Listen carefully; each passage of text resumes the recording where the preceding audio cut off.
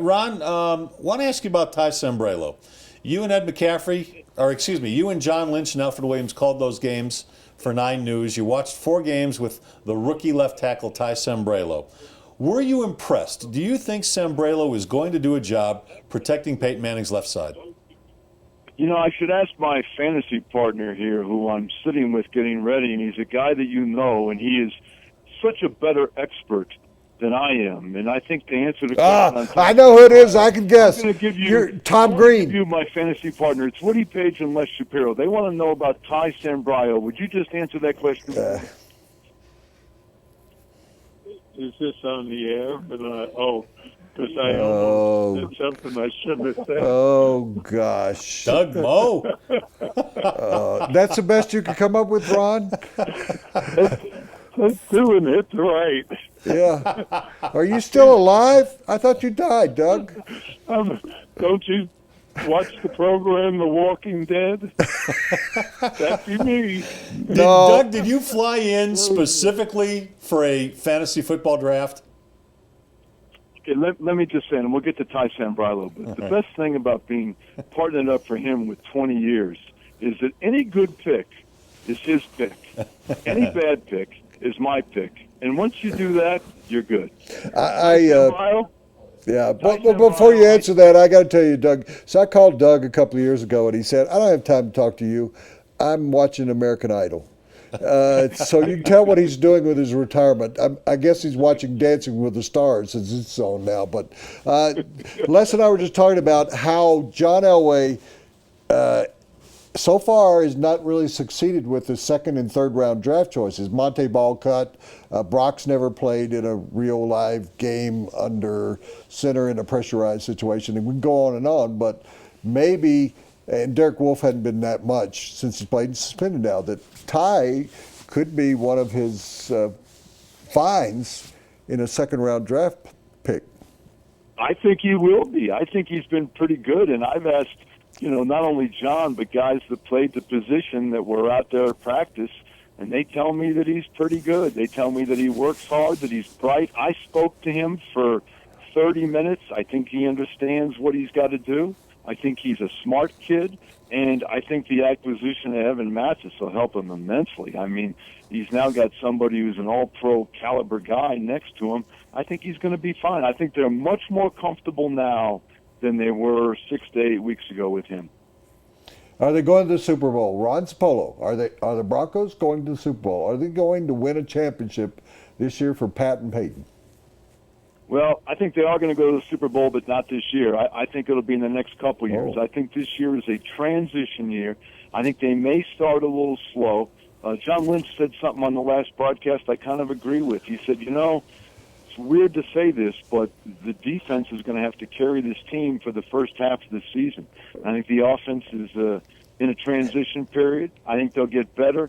I don't think they're set up this year, but I think in the next 2 to 3 years they will. Well, Ron, that's very curious. When you say the next 2 to 3 years, are you saying that Peyton Manning is going to stick around and he's going to help them to the Super Bowl? Or are you saying they're going to do it under Brock Osweiler? Or will there be another quarterback that's not on the roster right now?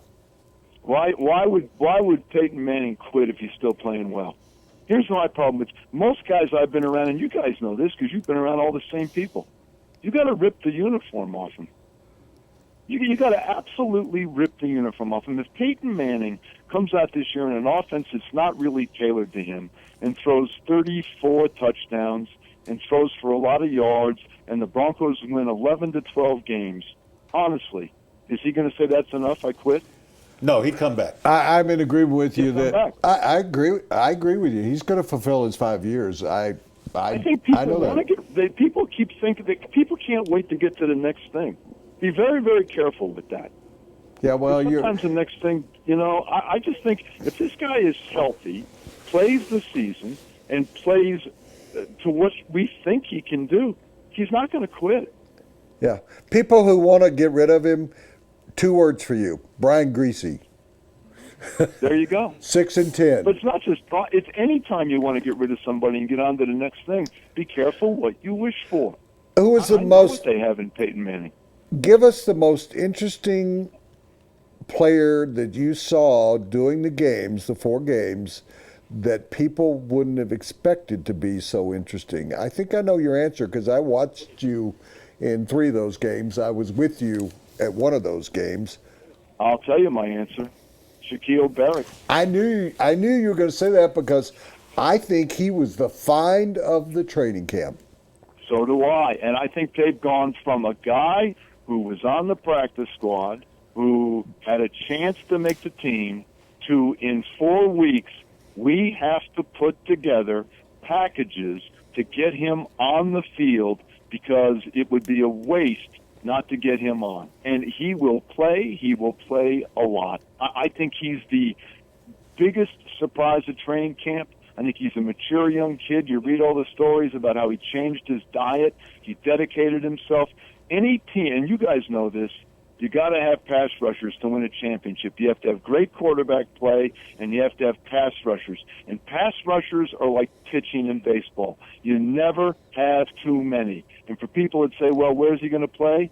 Wade Phillips is terrific. He will find a place to get Shaquille Barrett on the field in passing situations. Ron, the 3 of us combined have over 110 years of experience watching the Denver Broncos play. I know that's hard to believe. I know that's hard to believe because we all do look and act so young. But we've watched the Broncos do it with offense primarily through the years. You mentioned earlier, John Lynch made the statement that this team is going to have to win some games with defense. I don't disagree with that at all. I wholeheartedly agree. How good do you believe this defense will be? I think it'll be a top 5 defense in the NFL, and I would not have said that less at the beginning of training camp on day 1. I thought the best overall player that I saw in training camp from day 1 to the end was Aqib Talib. I thought Shaquille Barrett was the biggest surprise, and I thought the Broncos' ability to rush the passer, granted it's a preseason, surprised the hell out of me. I mean, they have ways to put pressure on that I did not envision, and I think John Elway thinks it's the best defense in Denver since the Super Bowl defenses of the late 90s, and I think it will have to be for the Broncos to get to where they want to go. I think it has a chance to be the best defense they've ever had, beyond the Maybe Orange ever. Crush. Yeah. And when you got, as Les points out about all of those Pro Bowlers that are on defense, I mean, this has a great. They could put 3 defensive backs in the Pro Bowl, not play if they go to the Super Bowl, 2 or 3 linebackers.